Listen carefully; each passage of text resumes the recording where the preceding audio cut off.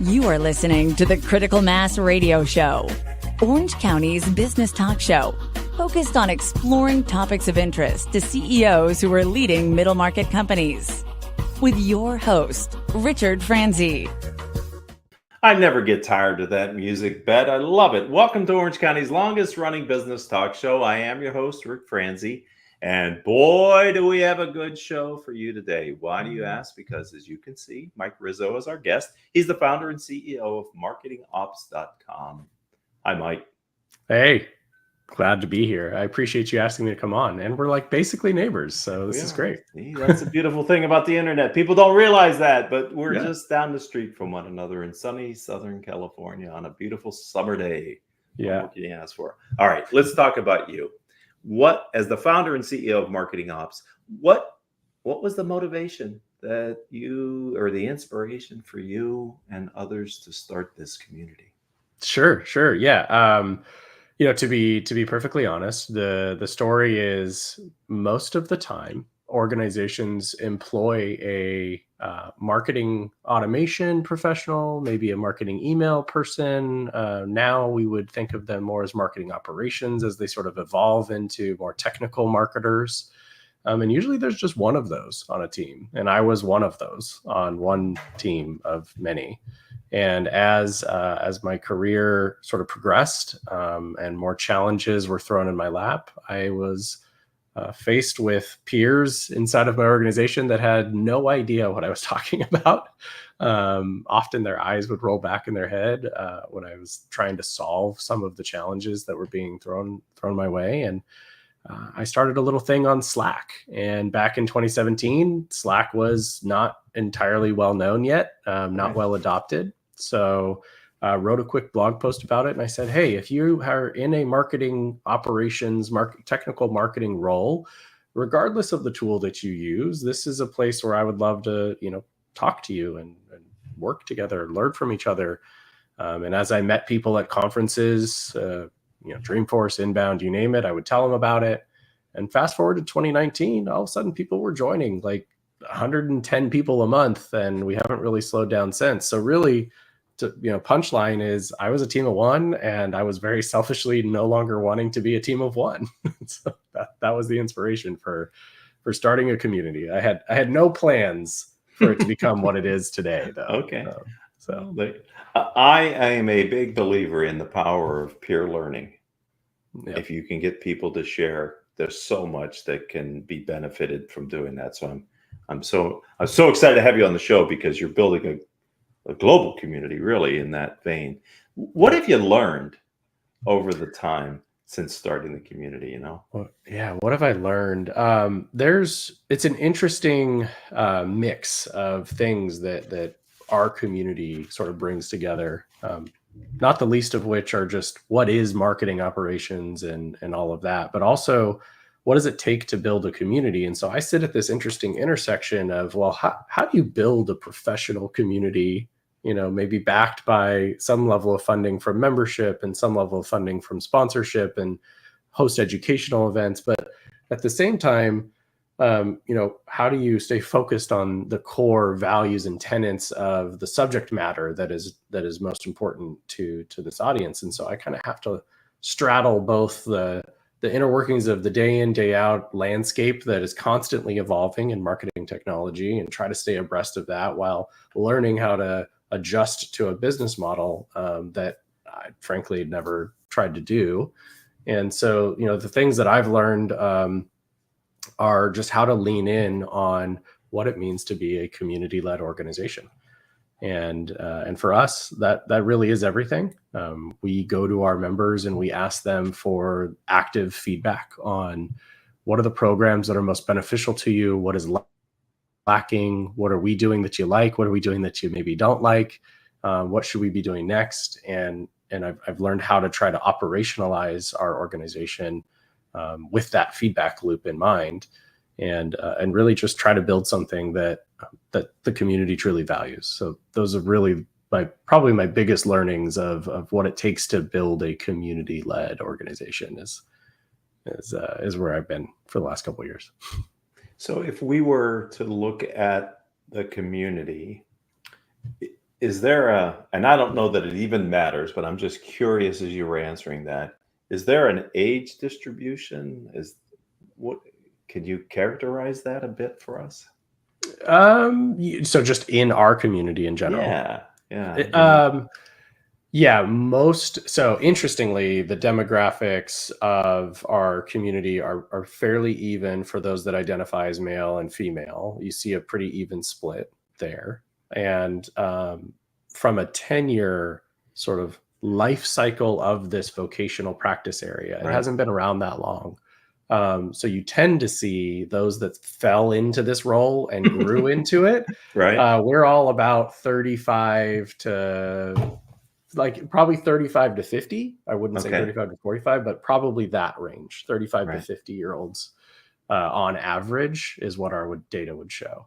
And our job is to continue to find new entrants and educate them that this is a wonderful career path to go down, and one you don't learn anything about, unfortunately, in any collegiate environment. Right. And so we're really working hard to try to bring in more new entrants. And even if you did, what you learned in your university time, by the time you graduate and get out and start practicing, it's a new world. Oh, it's totally new. It changes so fast. That's my Right. biggest gripe. I graduated from Cal State Fullerton with a business degree, and don't get me wrong, absolutely loved it. Yes, we're big got Titan exactly fans what here. I needed. Yeah, got exactly what I needed. But from a hands-on, really, if I said to students graduating in my class the terms MQL or PQL or ARR or TCV, all of the acronyms that come into running a business, we would have never heard any of those.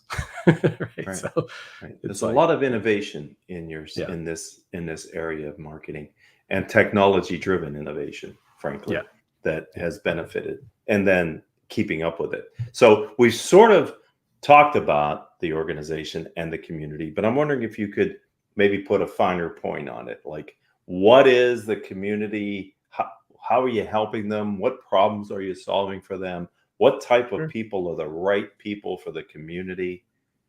Yeah, totally. There's a lot of brand work that we're working through right now, but what I can tell you is the core audience is current or aspiring marketing operations practitioners. These are folks that are leveraging marketing technology to help drive go-to-market operations. So if you have a sale, it doesn't matter. You could sell widgets, you could sell services, right? Our job is to figure out how to take your goals in your business language and translate that into operational practices across a tech stack. And so we exist to help elevate those members in their role, accelerate their learning curve, connect them with peers in their space, connect them with other technology providers that could help their businesses they're working for go to market faster. And then ultimately put a little bit of a guardrail in place on what it truly means to be a professional in this field. Unfortunately, marketing operations professionals sort of get thrown everything because they're like, you know how to do, you can figure it out, run some ads, and that's not really their job, right? And so we sort of exist in that fashion to help protect them, educate them, support them, accelerate their learning curve. But at the same time, our other audience is executives and board members and folks that don't understand the value of marketing operations and why it's so critical to a business. And so by doing the work to help protect the vocational area, we can equally educate the audience, the business owners and board members and investors of the world on why you want to invest in hiring this role sooner rather than later. And so that's sort of our other reason for existence, is to continue to educate the market broadly on the importance of this vocation. Boy, as you were answering that question, Mike, I'm thinking that I work with a lot of SMB business owners here in Southern California. And even in my career has been in large Fortune 100 type organizations. And marketing is always an area of the company that is very hard for others outside of it to define what they do. Yeah. And your work to educate C-suite business owners, that's super valuable, because at the end, my sense is by them not fully understanding it, they don't fully know how to take advantage of it and leverage that investment. Yeah, 100%. In fact, I just did a post on this a couple days ago on LinkedIn. It's just a simple like feed post, not a blog post or anything. So it would be hard to find maybe now. But the gist of the post is today, if you're a seller, if you're a CEO, a business owner, or what have you, but I'll hone in on the sellers, right? If you are in a role trying to bring a product or service to market, it is no longer acceptable for you to say, I don't know how that tool can help my business. I don't understand how the technology works. You actually have to put in, I'm not saying you need to be the implementation expert. You don't have to know how the data flows into the tool or any of those things, but you do need to have just enough of an education on the art of the possible with the technologies in the market, because if you don't, you will be left behind. And it is unacceptable for you to just say, I don't even want to learn anymore. So your job now as a seller, as a business owner, is to try to figure out how to operationalize your business in the most effective and efficient way possible. And you can at least survey the landscape to know which questions to ask next, and then go hire your professionals like marketing operations professionals to help you implement and manage that technology. But yeah, we've moved way past the era of just sort of like not using these tools, right, to go to market. It's I love it when I have guests like you on my show who can speak to comparative advantage of SMBs over larger companies. Many times, middle market, smaller companies look at the large firms and go, oh, they have all these resources and all this ability to hire talent, and I've got 3 people or whatever. But what I have found many times is those larger organizations cannot move at the speed of their more nimble SMB and middle market competitors. And in this area, because it is constantly moving with innovation, that's an advantage for the more nimble and smaller companies, in my opinion, Mike. Yeah, I absolutely agree. I think if you are going up against incumbents that are larger than you, you should take advantage of your ability to be agile and move a little quicker, make faster decisions, operate a little leaner, and just accept that you can make a trade-off, right? And hedge your bet, but make a bet and stick with it, because to get somebody to make a bet in an enterprise, there's a lot of red tape you got to go through, and it's not going to change once they make the decision. Especially in this area, because this is customer market facing. There's a lot of cooks, a lot of chefs that want to be involved in formulating how this gets to the marketplace. So I wonder, is there a piece of advice, business advice, Mike, that you've received over your career that you found valuable that you can pay it forward and share it with my audience today? Sure. I mean, the one thing that ever pops into my head anytime anyone asks me that question is niches or riches. That is the thing that has always stuck with me. I think I was 19, maybe younger, when one of my fellow entrepreneurial friends had endeavored to go try something on his own. And he said that to me. It's really stuck with me ever since. And what's valuable about that little tiny set of words is that you can apply it not just to a business overall, but also to a program, right? How do you aim small, miss small, right? And really hone in on something to create something of value. And so, you can niche down into a very particular audience and make a small bet and see if it works. Just like, trying to niche down to the service you provide or the widget you build or whatever. Like, it could be an entire business strategy. It could also just be a marketing campaign. Love it. That was my favorite. I think that's super important too. Again, I program heavily for Orange County SMBs and entrepreneurs, and especially for early stage entrepreneurs, really understanding your niche, where you're most likely to gain customers. You can't boil the ocean as a small business. You gotta be focused. So love that. Niches are riches. Okay, let's talk tech since I've got you here. Artificial intelligence, Mike. What's your view on that relative to your industry, your community? What say you? Yeah. Interesting to watch as the landscape evolves. I will say that AI is still not widely adopted, in general. We see it a lot in the world of marketing, of course, and sales. And depending on how close you are to it from a tech sector perspective, there's AI applications all over the place. But what I would say is, we're at this learning curve right now of how to adopt AI. I'll borrow a part of the conversation we had on our podcast recently. When a farmer was first introduced a plow or a hoe, right? Jobs weren't lost because the farmer got the new tool. The farmer had to figure out how to use the tool to better operationalize his farm, right? And perform the job that individual was doing. And I think AI will take that. I agree with the statement that my co-hosts were making, that AI will take shape in that regard. Similar to my statement earlier, you are no longer have the luxury of pretending like you can't go learn what these capabilities are. You just need to set aside the time to figure out how to best leverage it. And it'll be very interesting to see how the economics of AI or how the economics are impacted by AI. And by that, I mean, we may rapidly find ourselves in a world where there aren't sellers plugging away on the phones and the keyboards trying to sell us things. Those are maybe AI agents, but they'll need to be trained. And the requirement to have quality AI is knowing how to speak the language of the business, knowing what the data is that should feed the AI, and knowing how to interpret what the AI is doing and whether it's good or bad, so you can train it.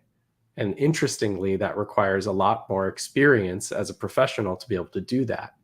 And so you may not have a total cost of operating your business. You may not have 20 people in seats plugging away trying to sell anymore. You might have hundreds of AI agents, but you will have very experienced, probably slightly more expensive professionals running those AI agents, because they have to be able to translate what's going on in the business and the market and the feedback and give it the right data to train it. And so it's a very interesting landscape to watch as we see what's going to happen. But I think AI will act as a great enabler to speed up businesses. Sure, in a roundabout way, some jobs might be lost, but I think a lot of it will be leveraged to help accelerate the efficiencies of an organization. And it'll all start with data. So, if you don't have any data expertise, you better find some. From your lips, right? You heard it here first, ladies and gentlemen, Yeah. on Critical Mass Business Talk Show. Your insight is so prescient in that it is knowing how to work with AI, knowing how to bring your knowledge. We think of it as human intelligence. Bringing the human intelligence into the artificial intelligence are the winners of using AI. I see we have a couple comments that have just popped up. So Haley, if you could be so kind as so someone says Rizzo with the Riz. Okay. Rizzo with the Riz. I like that. And the word of the year was Riz last year. And I told you just before we started recording that I was quoted in the Wall Street Journal this week in an article about the word Riz. And that was a fun interview. But that's good exposure. That's sure. That's a good get, as we would say. And then I see another LinkedIn user. I'm not quite sure what this hashtag is. Maybe does this look like something, Mike? Hashtag no cap. I don't know. Okay. Well, but thank you for the users who are listening and engaging. We always love that. And we want to make sure we highlight it here on the radio show. Final question, future. Where are you taking the community? What's the vision for the future? Sure. The community will, I believe, become the vocational certification body for what it truly means to be a certified marketing operations professional. And we will allow organizations and individuals to be able to really understand the value of that role. And so we're headed down the path of creating that certification body and building it alongside our community. No surprise there. And making sure everybody really feels bought into at least the majority of us, really feel bought into what it means to be a practicing professional in this field. So that's our goal.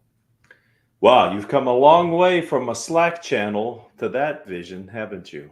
Yeah, there's still a long way to go, but yes, it has been a really fun journey. We have 5,700 members in our Slack channel now, and tens of thousands of subscribers, and growing more every day. And I can't be more grateful for the opportunity to try to herd all these cats and figure out like how to make it all work for the folks when they keep asking for more stuff. But it's been a fun ride.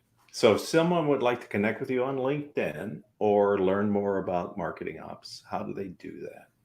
Sure. It's in the name, marketingops.com. So marketing OP is in Paul S.com. And if you want to connect with me, I am quite literally Mike D as in David, Rizzo, Rizzo is my handle on pretty much every platform. So you could LinkedIn / Mike D Rizzo. That's me. Well, I want to thank you for sharing your story with us. I love having entrepreneurs on the program. You're building a community. It's impressive. And thank you for your time today. Well, thank you, Rick. I really appreciate it. And I'm looking forward to getting a coffee with you soon. Yes, let's do that. And ladies and gentlemen, thank you for being a part of Orange County's longest running business talk show. Mike's show joins our archives of over 1,500 episodes we've done over the years. If you're an Orange County entrepreneur or a leader of a nonprofit organization, and you would like to share your story with our audience, it's super easy. If we're already connected on LinkedIn, just send me a message. If we're not, just connection request, put that in the connection request. I'll be happy to work with you to get you scheduled for a future episode. Between me or Haley Stern, our producer, we try to make it as easy as possible for you to come on here and spend 20 or so minutes sharing your story with our audience. And until the next time we all have a chance to be together, I hope all of your business decisions move your organization in a positive direction.